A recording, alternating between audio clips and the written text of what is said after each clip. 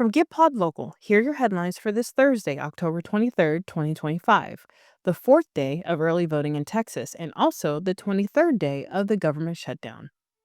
So many days.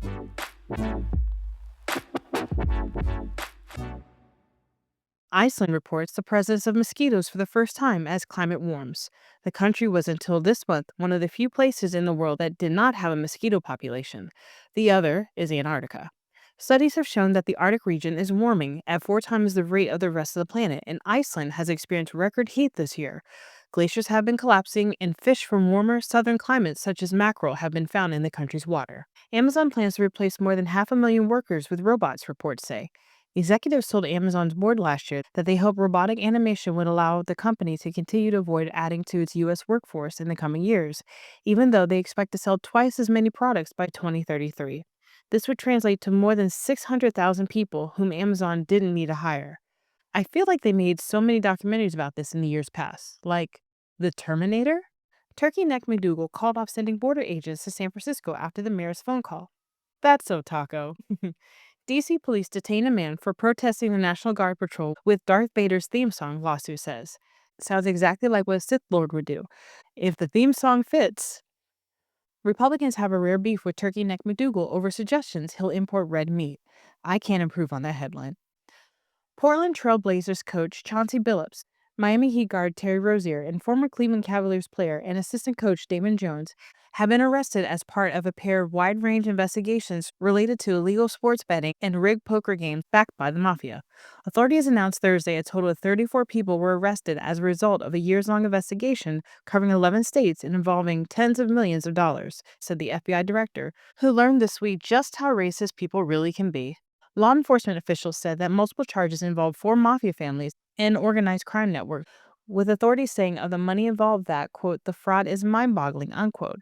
If the FBI director thinks this is mind-boggling fraud, have I got a president for him to meet? The former Democrat turned Republican after winning his re-election, Dallas Mayor Eric Johnson, missed a public event and his office won't say why. Quote, Mayor Johnson had planned to be with us today, but he was recently advised that his public appearances are being temporarily suspended for security reasons, unquote, says Lynn McBee, the city workforce czar, at the beginning of the event. Johnson's office responded with a contradicting statement. Quote, the statement, as reported, is false. Mayor Johnson spoke at a public event early this morning and has more events scheduled in the days ahead, said the mayor's chief communication officer. Somebody let me know if they see him in Turkey anytime soon. Not everybody's going to get that joke, but that one's for me. That one's for me. And finally, Press Secretary Cross Necklace Collection told the press corps today that Turkey Neck McDougal's main priority is the construction of his gaudy ballroom. I mean, we knew, but to hear them say it is crazy. All of this reminds me of a time I got a personal tour of the plaza from a friend who worked there at the time.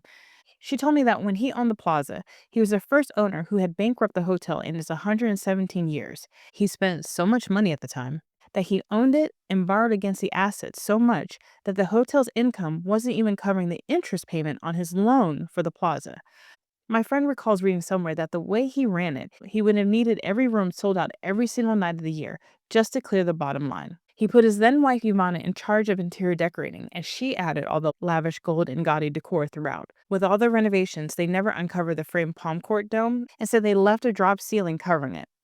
After they bankrupted and the new owners came in, they renovated the whole hotel again and fixed the dome, which is a standout feature of the building. The owner, after Turkey Neck McDougal, removed most of the designs that they had done, and that is what you see now in photos, which is way more high-end and luxurious. Everything he touches, he ruins. Anyways, I think about that every time I see a picture of his Oval Office and plans for his ballrooms that no one asked for. At least we get to have cake, right? Those are your headlines for today. Starting this week, we'll release a recap of all the news of the week on Friday. So if you haven't yet, please like, subscribe, share, and restack. If you're not following us on Substack, please do so you can get this and all of our newsletters and podcasts sent straight to your mailbox. And for our Texas listeners, we have a voter's guide for the election currently underway. You can download the voter guide graphic and take it into the voting booth with you. I will be sharing that with everything we publish until the final day you can vote, which is November 4th, 2025. And for our New York listeners, you have a very important election coming up soon, and I hope you know who to vote for. We keep up with the news, policy, and elections for you so you don't have to. Aren't we sweet? Talk to you tomorrow. GitPod Local, where we start locally while thinking globally.